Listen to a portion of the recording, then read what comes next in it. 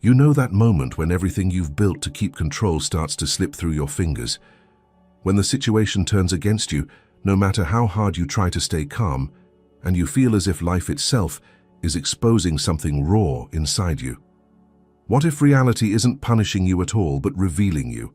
What if what you call weakness is not a flaw, but a message, the hidden code of your most authentic strength? Today, you'll see that every failure, every breakdown, every moment you wish had never happened is actually the most honest mirror life has ever placed before you, one that shows without disguise who you truly are. Reality has no secret agenda. It doesn't plot, manipulate, or punish. It reflects with an accuracy that is sometimes unbearable. And yet in that raw reflection lies the very truth we keep searching for everywhere else. Think of the moments that sting, the words that make your chest tighten, the situations that make you feel dismissed, unseen, or unworthy. Those moments are not random cruelty, they are mirrors. Not the kind that flatter or distort, but the kind that show you, without anesthesia, what you still haven't made peace with inside yourself. When you feel rejected, for instance, it might not be the rejection itself that hurts most. It's the echo of something older, the memory of being unseen long before this particular moment. The world simply stages the same emotion, giving it form so you can finally see it. Reality doesn't invent new pain, it recycles the unhealed. This is the quiet law that governs experience. What is unresolved within you keeps searching for visibility outside you. Life, in that sense, is pedagogical. It keeps placing you in front of the same emotional geometry until you can recognize the pattern.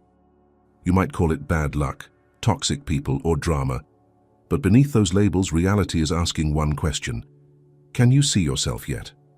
Here's where it becomes subtle and uncomfortable. We spend so much time trying to fix reality that we forget it is just a surface. You can rearrange the external conditions endlessly, but if the internal source remains untouched, the projection will eventually reappear in a different form. The names, faces, and settings change, but the feeling, that invisible signature, stays identical. Imagine standing in front of a mirror with a stain on your face. No matter how vigorously you wipe the glass, the reflection won't change until you touch your own skin. This is how most of us live, polishing the mirror, ignoring the face. We try to edit the reflection by adjusting careers, relationships, or routines, while the origin of the discomfort stays intact. And this is where reality's precision feels merciless. It won't stop showing you the stain. Every time you think you've escaped, a new reflection appears, slightly different, just enough to disguise itself, but still carrying the same emotional resonance. Because what reality wants is not your perfection, it wants your awareness. The mind often rebels against this idea. It insists, no, the world is unfair. People are the problem. Life is unpredictable. And in a certain way, it's right. The world is chaotic. But chaos isn't the enemy, it's a perfect feedback system. It gives you data about what in you still reacts, still fears, still needs validation. Every emotional jolt is information. Try noticing right now the last situation that truly disturbed you, not superficially but deeply, the kind that left a residue in your chest. Don't analyze it. Just observe the reaction it created in your body. Maybe a tightening, a shallow breath, a desire to defend yourself. That reaction is the reflection. Reality only provided the screen. Here's the paradox. The more you fight the reflection, the clearer it becomes. The more you accuse life of being unfair, the louder the mirror speaks. And yet when you start to simply observe without blaming, without dramatizing, the reflection softens. It begins to transform. Because you're no longer demanding it to change, you're seeing it for what it is. This is not resignation, it's lucidity. Seeing clearly doesn't make you passive, it makes you precise. Instead of reacting, you start responding. You no longer try to control what happens, you start reading what it reveals. At first, this shift feels strange, almost disorienting. You realize how many of your choices were attempts to manage the reflection rather than understand the source. You notice how often you confuse peace with avoidance. And you start to sense that every external disruption, The argument, the delay, the loss, carries a private message addressed only to you. There's a certain humility that comes with this recognition. You stop asking, "Why is this happening to me?" and start wondering, what part of me is being shown through this? That single change of preposition and from to through changes everything. It moves you from victim to witness, from resistance to inquiry. But this kind of seeing isn't comfortable. It asks for honesty without defense, because sometimes what the mirror shows isn't flattering. The hidden insecurity, the unresolved resentment, the old fear wearing a new face. And yet, this confrontation is the exact point where transformation becomes possible. You can't heal what you refuse to see, so reality keeps holding up the mirror again and again with infinite patience. Not to punish, but to help you recognize the invisible architecture of your own patterns. And once you begin to see the design clearly, a new question arises, one that will follow you quietly into the next realization. If reality only reflects what is inside you, what happens when the image that returns is the one you've been trying hardest to hide? There's a quiet tragedy that plays out in almost everyone's life, the moment when we decide that the best way to survive is to appear stronger than we feel. You learn early that vulnerability invites pain, that showing weakness can make others turn away, so you construct a version of yourself that looks composed, confident, competent. But beneath that polished surface, there's a subtle fracture, a disconnection between who you are and who you pretend to be. That fracture becomes the invisible wall that keeps you trapped. The mistake isn't that you want to be strong. The mistake is believing that strength means hiding what hurts. Because every time you suppress a feeling, it doesn't disappear. It hides in the architecture of your reactions. You start overperforming, over-explaining, over-managing every detail, hoping no one will see the places where you still feel small or uncertain. Yet the more you protect that image, the more fragile it becomes. It's an exhausting performance, and the audience is usually your own fear. Imagine wearing armor that's slightly too heavy. It keeps you safe from attack, yes, but it also limits how far you can move, how deep you can breathe. Eventually, the very thing you put on for protection becomes the weight that keeps you from walking freely. That's what happens with emotional armor. You build it to survive, then you spend years mistaking survival for aliveness. You can see this mistake everywhere. In relationships where people pretend to be indifferent rather than admit they care too much. In careers where people chase success not out of purpose, but out of the terror of being seen as inadequate. The surface looks like strength, but underneath is a quiet plea. Please don't see how scared I am. The mind justifies this disguise with logic. It says, if I look confident, I'll be respected. If I never show pain, I'll stay in control. But the truth is, control is often just fear wearing a business suit. What you call confidence might just be tension that's learned how to smile. And the deeper irony is this: the parts of you that you most want to hide are the very parts through which connection and authenticity flow. When you cover them, you cut off the channels that allow truth to reach others and to reach yourself. You can't receive love through armor. You can only receive admiration. And admiration is a poor substitute for understanding. There's a small but powerful moment that happens when you finally admit, even quietly, I don't have it all together. That's the crack through which reality enters, because in that admission, you stop performing and start listening. You become available to life again. The tension drops, and in its place comes something far stronger than composure: honesty. But honesty feels dangerous when you've spent years hiding behind competence. The body resists it. The nervous system tightens. You might feel exposed, almost naked. That's the point. Vulnerability feels like falling because your identity is adjusting to something more real. You are learning to live without a mask, and the air at that altitude can feel thin. Here's the paradox that few people talk about. The moment you stop trying to prove your strength, you become stronger. Because strength isn't about how tightly you can hold your shape. It's about how fully you can stay open while the world changes around you. The false self can't do that. It's too rigid, too invested in appearance. The real self, though bruised and imperfect, adapts. It breathes. Think of a reed in the wind. The stiff branches break first, but the flexible ones survive every storm. You've been taught to be the branch, upright, unbending, proud, but the truth of resilience belongs to the reed. It yields without collapsing. It trusts the return of calm. That's the kind of strength reality keeps trying to show you through your failures and breakdowns. Because what life really does, again and again, is challenge every illusion that disconnects you from yourself. The mask of confidence, the pretense of control, the facade of independence, all of them will eventually crack under pressure. Not because life wants to humiliate you, but because it wants to free you. And when those cracks appear, your first instinct will be to patch them, to fix the image, to rebuild the mask. But if you look closer, you'll see that the cracks are doorways. They are not flaws to repair, but openings to truth. What you call falling apart is often just your false strength collapsing so that your real strength can breathe.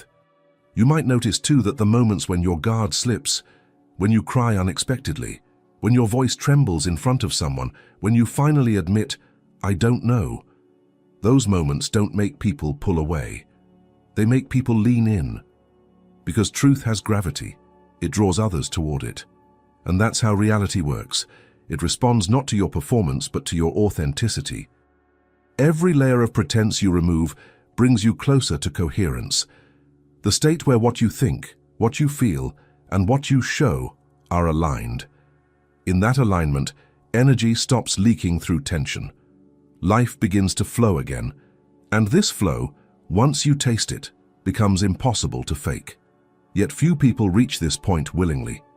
Usually it takes a moment of collapse, the job lost, the relationship ending, the identity no longer fitting, for the performance to break.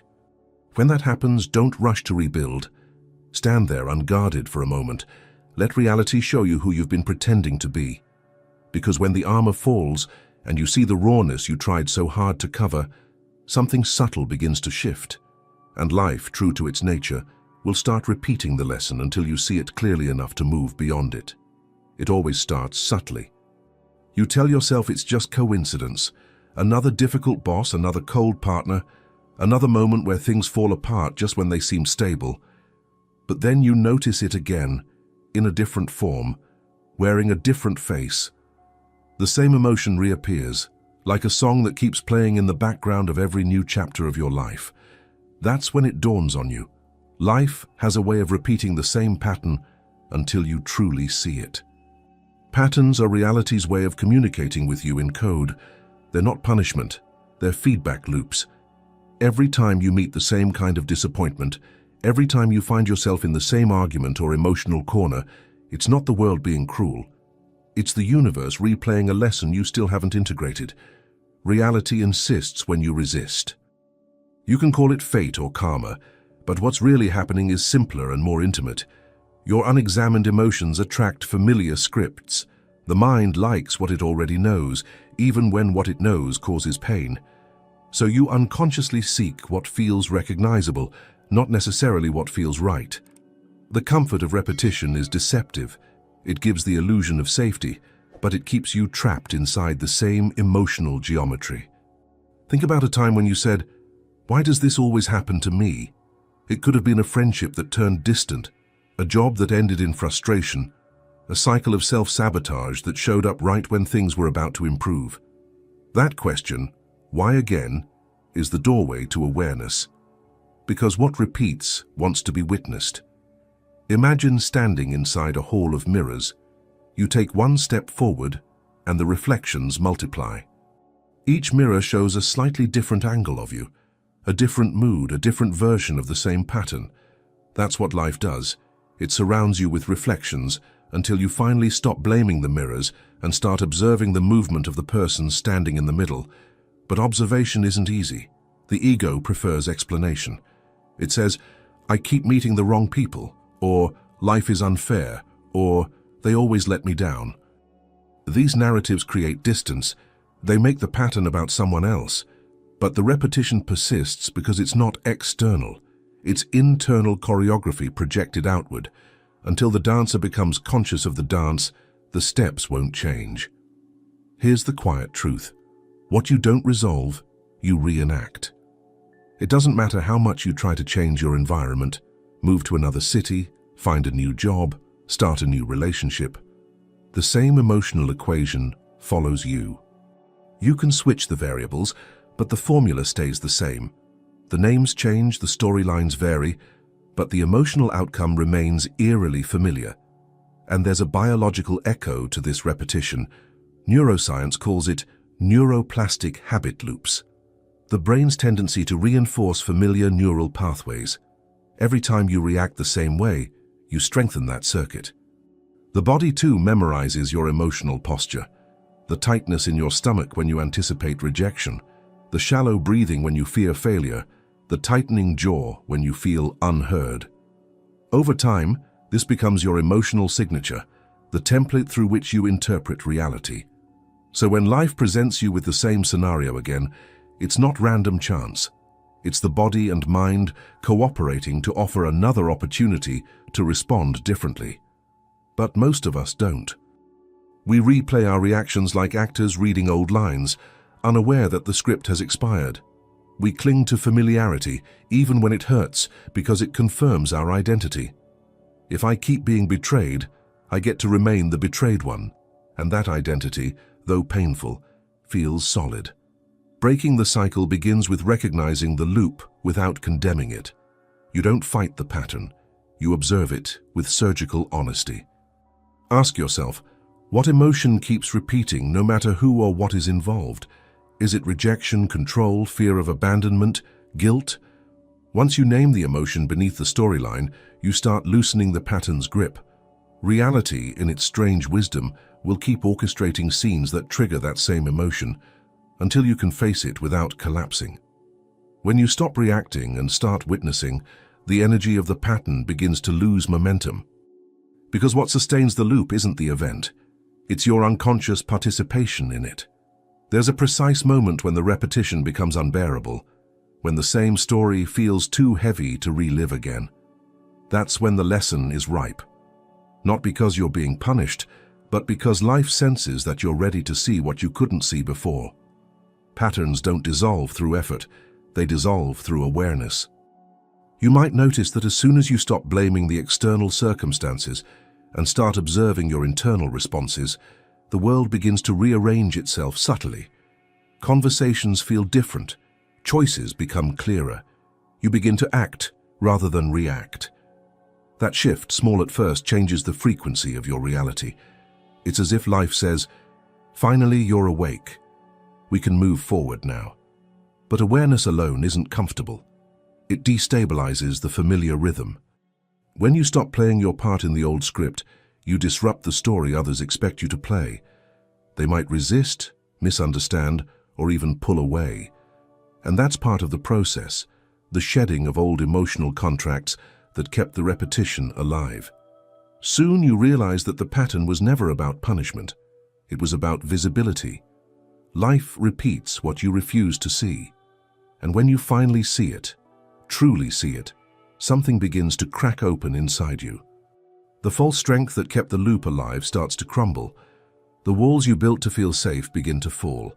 And just as that structure begins to break apart, you enter a different kind of confrontation, one that will test your definition of strength itself and force you to question whether the control you've been clinging to was ever real. There's a point in life when what once protected you begins to imprison you. The qualities that helped you survive, discipline, independence, control, start turning against you quietly. You don't notice it at first. You're praised for being composed under pressure, for not breaking down, for always handling things alone. The world calls it strength. You start believing it too. Until one day that same strength becomes the wall that separates you from everything real. You learn early that showing weakness invites judgment, that pain makes others uncomfortable. So you build a fortress around your emotions and call it resilience. But the more you fortify yourself, the less you can feel. What you call strength gradually becomes anesthesia. It numbs you not only to pain, but also to connection, joy, and intimacy. Because when you armor yourself against hurt, you also block the possibility of being seen. It's seductive, this illusion of control. You convince yourself that if you stay composed, nothing can harm you. But control is a fragile god. It demands constant sacrifice of spontaneity, softness, and trust. It feeds on vigilance, and vigilance exhausts the soul. You become so busy maintaining your image of strength that you forget what it means to live without guarding yourself every second. Sometimes the blindness shows up in small, invisible gestures, the automatic "I'm fine" when you're not, the half smile that hides a tremor in your voice, the way you change the subject when someone gets too close to the truth. You think you're protecting others from your pain, but in truth, you're protecting yourself from your own reflection. The more you hide, the less you know who you really are. Strength, when disconnected from vulnerability, becomes rigidity. It closes your perception. You start seeing the world as a series of threats to manage instead of experiences to meet. Every problem becomes a battle, every emotion a potential weakness to suppress. You become efficient, capable, admired, and deeply lonely. Life, however, has a precise way of dealing with self-imposed blindness. It doesn't confront you head-on, it waits. It lets you succeed for a while, lets you believe your armor works. But slowly, almost imperceptibly, cracks begin to appear. A relationship falters because you can't let anyone see your uncertainty. A decision backfires because you were too proud to ask for help. The pressure builds until something in you begins to tremble, a sign that the fortress is no longer sustainable. That trembling is not failure, it's sight returning. For the first time in years, you start to feel what your control had numbed. At first, it terrifies you. The emotions flood in: grief, fear, tenderness, longing, and you don't know what to do with them. But that's how reality begins to restore your vision. It forces you to experience what your false strength had filtered out. The blindness of strength is subtle because it wears virtue's clothing. Society rewards the one who stays calm under fire, the one who never complains. You get applause for composure and silence, but applause can be dangerous. It reinforces the mask. It convinces you that to be seen as strong, you must stay invulnerable. That's how you end up confusing numbness with peace. True strength doesn't come from suppressing emotion. It comes from allowing it to pass through you without collapsing. It's not about never breaking. It's about learning how to break open without losing your center. The strong person, in the truest sense, is not the one who never falls apart, but the one who learns from every fracture. There's an ancient wisdom in nature that illustrates this. When a tree is exposed to strong winds, it bends slightly, allowing the pressure to move through it. If it tried to stand perfectly rigid, it would snap. Your emotional life works the same way. Flexibility is not weakness, it's intelligence. The capacity to yield is what allows you to endure, but blindness makes you fight the wind instead of moving with it. You tell yourself you can withstand anything, and you do for a while, until one day the strain becomes unbearable. The collapse that follows feels catastrophic, but it's actually correction. Life removes what you refuse to release. It dismantles the structures that your pride would never loosen voluntarily. And in that dismantling, you begin to see what your strength has cost you. The missed moments of tenderness, the conversations you couldn't have, the connections you quietly pushed away because they required you to be seen as imperfect. You realize that your insistence on control wasn't courage, it was fear disguised as discipline. There's a particular silence that follows this realization. It's not defeat, it's awakening. You begin to notice how every act of pretending drains you, how every display of false stability distances you from your own aliveness. And little by little, the performance loses its appeal. You start craving something raw, not comfort, but truth. Because the truth is, the cracks in your strength are not signs of failure, they are invitations. They allow light to enter the parts of you that were kept in shadow. And when you stop patching those cracks, when you let yourself feel the fragility beneath the armor, a strange kind of vision returns. You start seeing life as it really is, not as something to control, but as something to meet with open eyes and an unguarded heart. That's when life, with its strange precision, takes one more step. It strips away the distractions, the illusions, the protective noise, until you're left face to face with yourself. And in that confrontation, everything you once called strength will be tested by something far more powerful, the moment when the outer scaffolding of control collapses and you're left alone with what's real. There comes a point when life stops negotiating with your illusions. It doesn't ask for your permission and it doesn't warn you in advance. One day, without ceremony, it removes the scaffolding you've been leaning on. The job, the relationship, the role that made you feel significant. And suddenly, everything that used to define you collapses.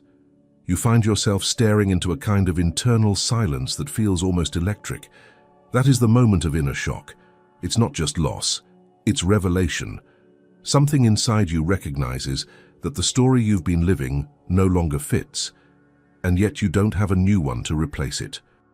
It feels like standing between worlds, the one you built for control and the one that now demands truth. You try to stabilize, to make sense of it, but the usual tools, logic, routine, distraction, fail. The center you've always relied on doesn't hold. That disorientation isn't punishment, it's the awakening of perception. At first you resist. You tell yourself this is temporary, that you'll get back to normal soon. But normal was the mask that life just tore away. The shock doesn't arrive to destroy you. It arrives to interrupt you, to stop the constant spinning of who you think you are, so something deeper can emerge. It's the psyche's way of forcing an update that you would never install voluntarily. Inside this collapse, everything slows. The mind scrambles for meaning, but nothing makes sense. You might find yourself staring at a wall, your thoughts looping but producing nothing coherent.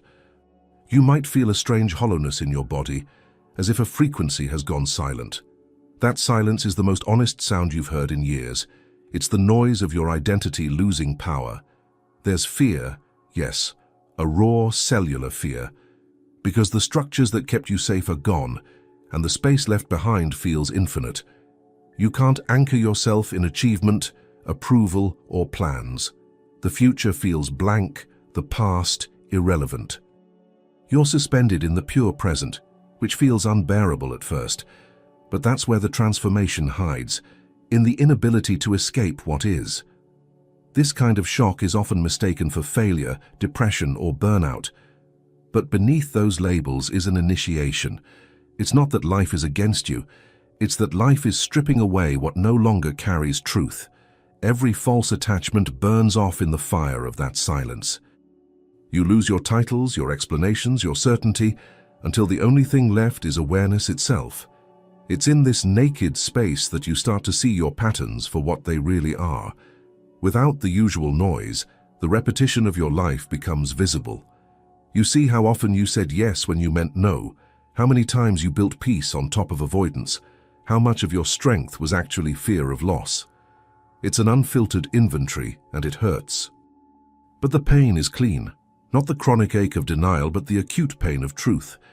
And something else begins to happen quietly. Beneath the fear and confusion, a strange clarity starts to flicker. It's fragile, like a candle in the wind, but it's real. You begin to sense that this emptiness isn't a void, it's a space of potential. Everything you were defending against was never the enemy. It was just the next level of truth waiting to be felt. The body participates in this process too. Head trembles, resists, releases. You might cry without knowing why, or feel waves of exhaustion as your nervous system recalibrates. This is the physical dimension of awakening, the moment when your biology adjusts to a new level of honesty. You're not breaking down, you're reconfiguring. What's remarkable about this stage is that you can't force your way through it. You can't plan or fix your way out. The same control mechanisms that worked before are useless here. The shock breaks them on purpose. It leaves you no choice but to sit in the raw immediacy of being, unguarded, uncertain, alive. Eventually, the resistance begins to soften. You stop fighting the silence and start listening to it. You notice the small details you'd been too busy to see, the rhythm of your breathing, the way sunlight lands on a surface, the pulse in your chest. The present moment stops being a prison and starts being a doorway. What once felt like collapse begins to feel like return. And then comes the realization that changes the texture of everything. The shock wasn't random. It was life's way of removing everything that distracted you from seeing yourself. What fell apart wasn't your life. It was your illusion of control. What remains isn't emptiness, it's truth, waiting to be met without disguise. But this clarity doesn't arrive all at once. It comes in flashes, glimpses of stillness between waves of resistance. You might fall back into old fears, reach for old identities, try to rebuild the mask. And that's natural. The self doesn't surrender easily. But the seed of awareness is already planted. You can't unsee what's been revealed. In that fragile in-between, between what has ended and what has not yet begun, life begins to whisper a new kind of invitation. It's not a call to fix or to prove, but to look deeper, to find what in you truly needs to change, not for survival this time, but for truth itself. And when you finally turn toward that whisper, you begin to realize that pain was never the enemy. It was the signal pointing you home. There comes a quiet turning point, not marked by triumph or applause, but by an almost imperceptible shift inside you. After the collapse, after the silence, something subtle begins to move. You realize that all this time, reality wasn't trying to punish you or deny you what you wanted. It was trying to show you something, to reveal the inner architecture of your own patterns, the emotional logic behind every experience you called failure. And once you see that, even for a moment, the axis of your perception tilts. The discovery is disarmingly simple. Life is not happening to you, it's happening through you. Everything you experience, every conflict, rejection, delay, or disappointment, carries an internal signature, a kind of emotional fingerprint that traces back to something inside you still waiting to be seen. What you call weakness or mistake is not the enemy, it's a messenger. It holds the code to the part of you that's been left out of your own acceptance. This realization doesn't arrive as an idea, it arrives as sensation. You feel it first in the body, a softening in your chest, a breath that finally reaches the bottom of your lungs, a release that feels both unfamiliar and inevitable. It's as if your nervous system, tired of defending its story, finally admits that the war was never against the world but against yourself. You start revisiting old memories through this new lens. The argument that haunted you, the betrayal that hardened you, the failure that made you doubt your worth, all of them start to look different. You notice that each one was trying to deliver the same message in a different form. Stop rejecting the parts of you that hurt. Every time you resisted, life repeated the lesson more clearly until it became too loud to ignore. And it's in this moment that something radical happens. Compassion enters. Not the sentimental kind, but the grounded, sober compassion that comes from seeing how you created your own suffering without knowing it. You stop judging your patterns and start understanding them. You see that what you called weakness was actually your mind's best attempt to protect you when you didn't have better tools. Every defense mechanism was once an act of intelligence, just one that outlived its purpose. This discovery redefines strength. It's no longer about endurance or control. It's about inclusion. The strength that matters now is the capacity to stay present with what you once pushed away. The emotion you used to fear becomes a doorway, and on the other side of that doorway is a kind of peace that doesn't depend on outcomes. Reality in this sense is not an adversary but a teacher. It speaks a precise language, and the syntax of that language is experience. Every event, no matter how painful, is a sentence in the curriculum of your awakening. The mind tries to interpret it too quickly, to assign meaning, to fix it, to move on. But the heart has a slower intelligence. It doesn't rush to conclusions, it feels its way into understanding. That's when you begin to realize why the same lessons had to repeat. It wasn't because you were broken or unlucky.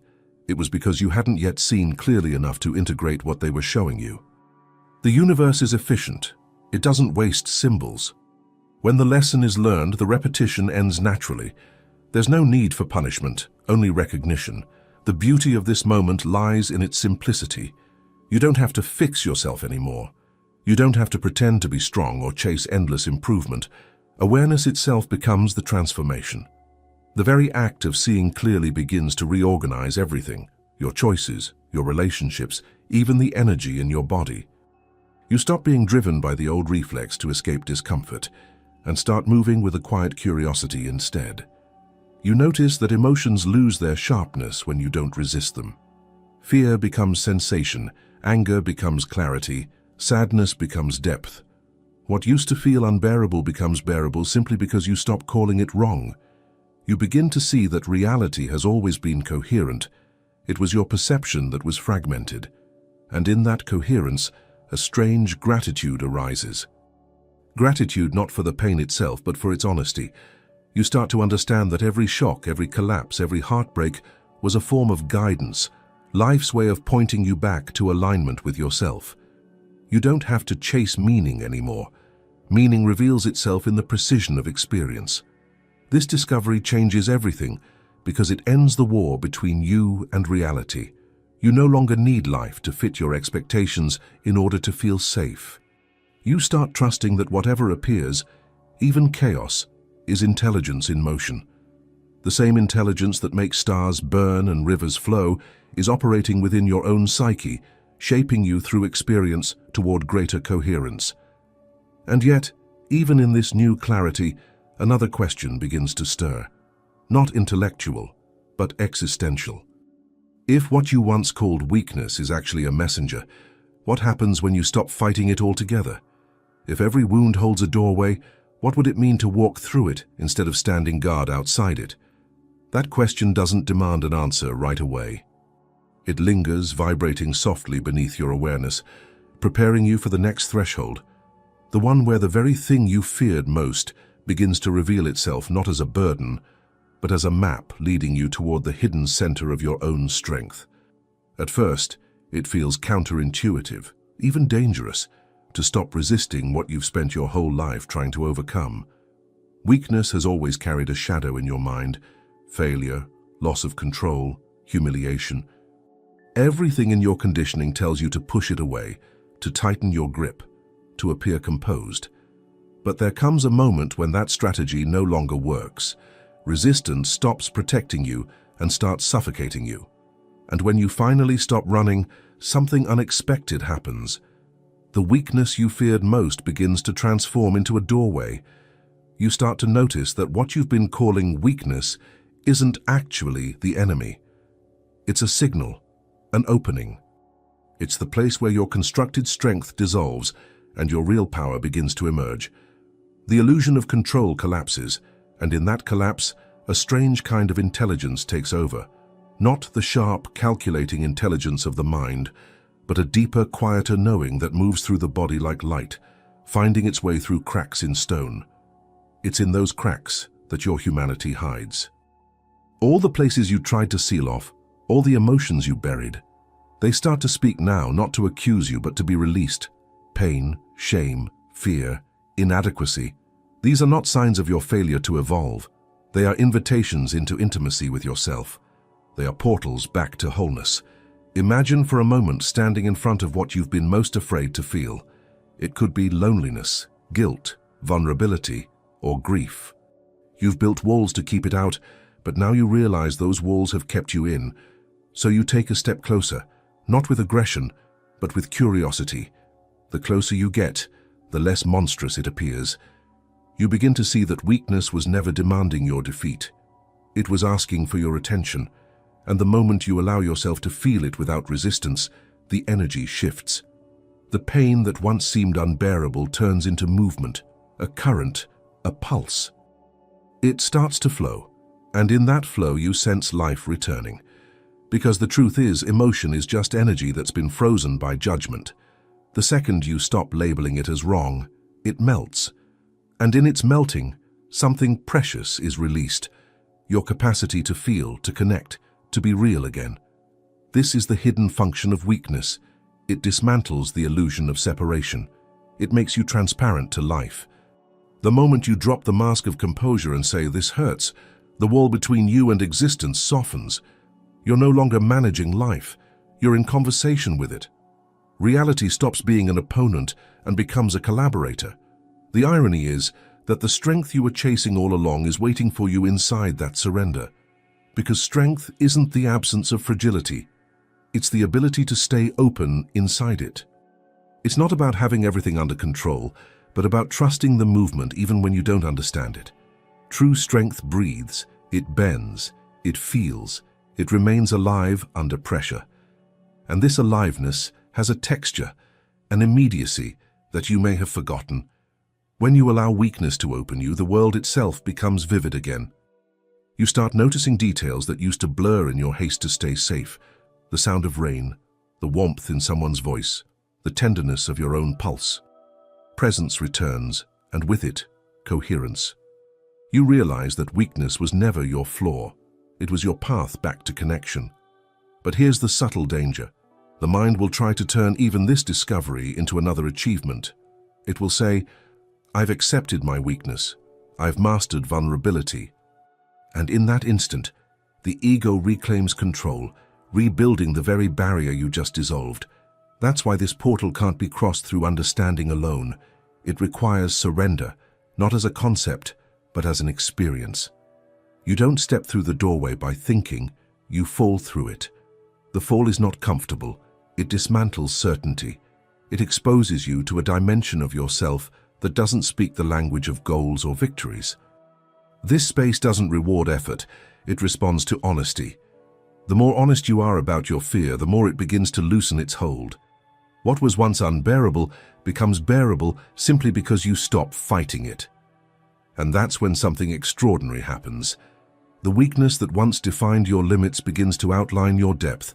It becomes the exact coordinate where your real strength takes form. You start to see that your capacity to endure, to empathize, to forgive, all arise from this same space you once avoided. Your wounds become windows. Through them, light enters, not metaphorical light, but awareness itself.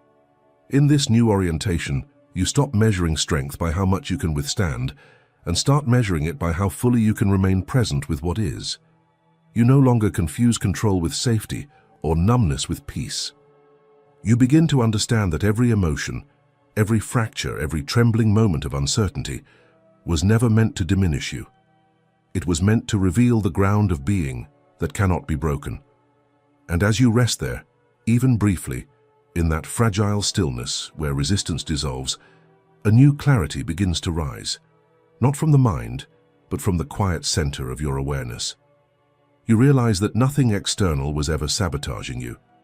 Life was simply guiding you toward this exact threshold where what you once called weakness becomes the entry point into truth itself. But that clarity is only the beginning. Because the moment you glimpse it, a deeper question arises, one that will pull you further into the heart of this process. If the portal has opened, what does it mean to live on the other side of it, fully awake, where nothing outside you has the power to define your strength anymore? Awakening rarely arrives like a revelation. It doesn't descend with thunder or light. It happens quietly, often in the middle of ordinary moments, when you least expect it. One morning you wake up and something feels different, though nothing external has changed. The noise that used to control your thoughts seems softer. The compulsion to fix, defend, or explain dissolves a little. You notice a subtle distance between what's happening and the one who's observing it. That distance is not detachment, it's awareness, the beginning of consciousness remembering itself. For most of your life, you've been immersed in the movie of your own mind, the endless dialogue, the automatic reactions, the emotional scripts that keep replaying.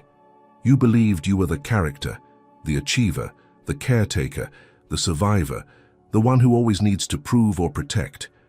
But then something happens, maybe an inner collapse, maybe a moment of stillness, and suddenly you see the screen.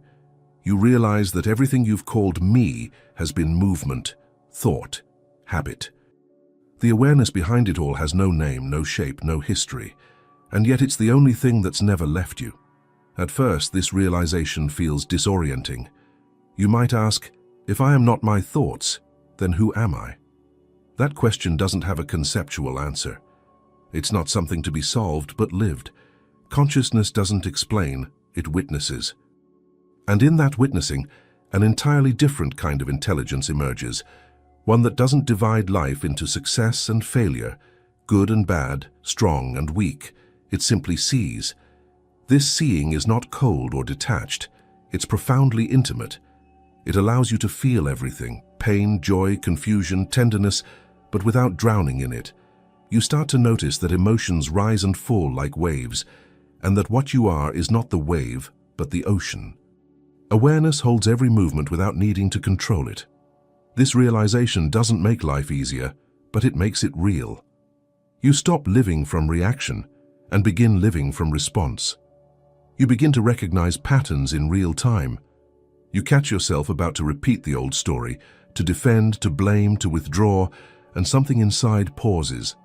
That pause is sacred. It's the space where choice is born. In that small gap, you glimpse freedom, not as an idea, but as a felt experience. You realize that the world doesn't need to change for you to be free. Only your identification with the noise does. From that space of awareness, even the body feels different. You notice sensations more vividly, the temperature of air on your skin, the rhythm of your breath, the heartbeat that has always been there but rarely felt. You start to inhabit the body rather than escape from it. The body stops being a battlefield and becomes a field of perception. Every physical sensation becomes a messenger, not something to fight, but something to listen to. And as this listening deepens, so does humility.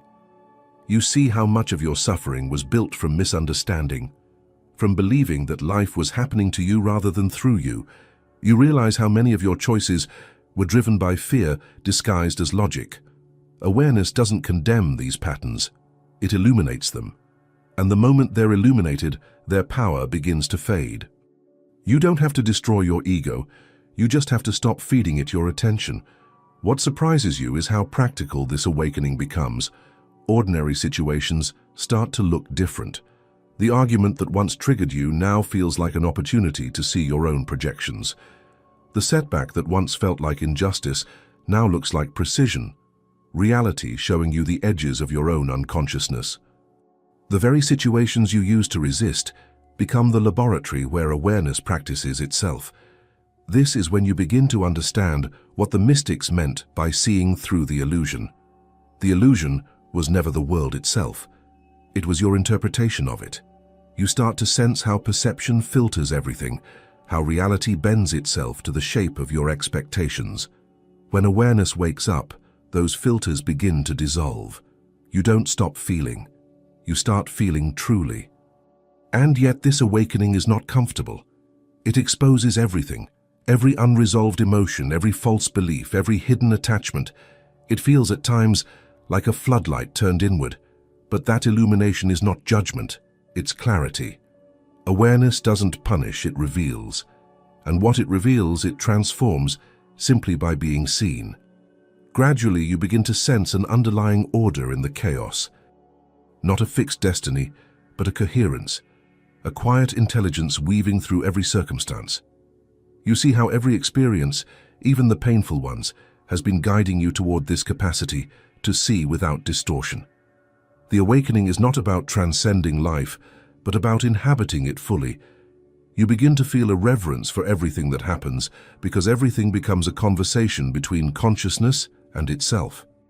And then comes a strange tenderness, for yourself, for others, for the entire fragile machinery of being human. You recognize that everyone is caught somewhere between illusion and awakening, doing their best with the awareness they have. Compassion replaces judgment. You stop needing to be right. You start wanting to be real. In this spaciousness, you begin to live differently. You no longer measure days by what you achieve, but by how present you are. You start to value stillness as much as action, silence as much as expression. Reality begins to reveal its honesty in every moment, and you can finally see that it was never against you. It was always leading you here, to this precise awareness where truth doesn't hurt anymore.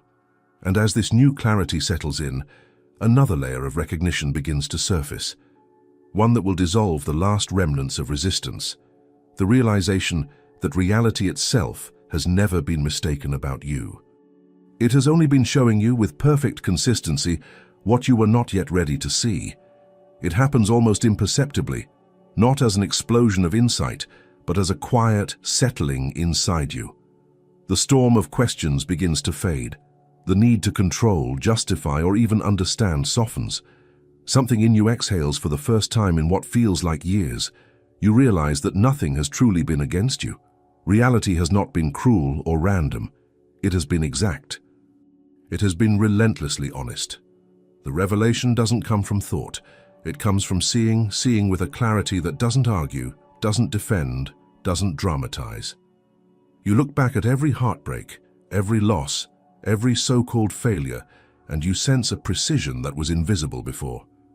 Each event, even the ones that felt unbearable, was part of the same pattern. Life holding up a mirror again and again, until you were finally willing to meet your own reflection without resistance. You start to understand that reality has always been neutral, a vast, intelligent canvas that simply reflects your state of consciousness. It never lied to you. It never promised safety. It only showed you with mathematical consistency where you were still asleep. When you were filled with fear, it echoed fear. When you were open, it echoed freedom. The world didn't betray you. It revealed you. And in that recognition, something ancient in you relaxes. The fight with life ends. You no longer see the universe as a system of tests or punishments. You begin to see it as a living feedback mechanism, an exquisite design that adapts to your level of awareness in real time. What once felt like chaos now feels like communication. Reality is not against you. It's in conversation with you. It speaks the language of resonance, not reward. This revelation dismantles the last illusion, the belief that you are separate from what happens. You see now that the observer and the observed have always been one process. There is no out there punishing an innocent in here. There is only life mirroring itself through your experience. The suffering was never in the events themselves. It was in your resistance to what they were showing you. And when that resistance dissolves, everything changes in texture. The same world remains, but it feels different, quieter, lighter, more spacious. The noise of interpretation drops away, and what's left is simple presence. You begin to experience reality not as something to decode, but as something to inhabit. Each moment becomes self-sufficient. Nothing needs to be fixed or improved for you to feel aligned. You notice too that forgiveness starts to arise naturally, not as a moral act, but as a byproduct of clarity. You no longer need to hold anyone accountable for your pain, because you see how everyone, including yourself, was only acting from their own level of unconsciousness. The anger and blame that once gave you a sense of identity dissolve, not because you forced them to, but because they lose relevance in the light of this understanding. And within that forgiveness, love returns. Not the sentimental, conditional kind, but the raw, impersonal love that underlies everything. The love that has no object, the love that simply recognizes itself in all forms. You realize that every person who hurt you was also a mirror, every obstacle a doorway, every loss a form of truth arriving in disguise. You begin to feel gratitude, even for what once broke you, because you see how perfectly it led you to this point of awareness. This is the quiet irony of awakening. Nothing in your external life needs to change for everything to be transformed. You still inhabit the same world, but you see it through different eyes. The meaning you use to project onto events fades, and in its place arises a deep trust, a knowing that reality is self-correcting, self-revealing. You stop asking, "Why is this happening to me?" and begin to ask, "What is this showing me now?" And the answers no longer come as words, they come as alignment, a bodily sense of rightness, a calm certainty that doesn't depend on explanation. This is truth in its purest form, not an idea but a resonance. When you live from this state, life moves differently. You make decisions without hesitation, speak without pretense, act without the constant need for validation. You are no longer performing, you are participating. What used to feel like fragmentation now feels like coherence. The inner and outer realities synchronize, not because you control them, but because there is no longer a conflict between them. You realize that consciousness doesn't need to manipulate reality, it only needs to see it clearly. And when it does, reality aligns naturally, as if relieved to finally be met without distortion. The final revelation, then, is profoundly simple. Reality has never been mistaken about you. Every event, every delay, every loss was calibrated to expose the places where you were still asleep to your own truth. Life didn't abandon you, it educated you. Its lessons were not punishments, They were mirrors, each one reflecting back the precise point of separation between who you thought you were and what you actually are. And in that recognition, the war ends, not with victory, but with understanding. You no longer seek to escape your humanity or transcend experience.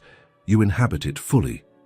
You see that the universe, in all its complexity, has been conspiring not to test you, but to wake you. And as that realization settles in, everything becomes what it always was. The simple, unfiltered expression of consciousness, looking at itself, and, at last, seeing clearly. Reality has never been your enemy. It has always been your mirror. Every loss, every weakness, every collapse was never meant to destroy you, but to strip away what was false so that what is true could finally breathe.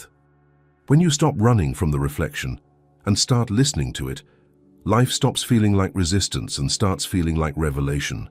You realize that nothing was wasted, not a single mistake, because each one carried you here, to this moment of lucid presence, where truth is no longer painful, only precise.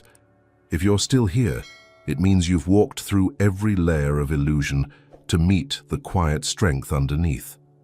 Write "I see it now" in the comments. I'll know you reached this point awake and aware. And if this message resonated with the deepest part of you, choose one of the videos appearing on your screen.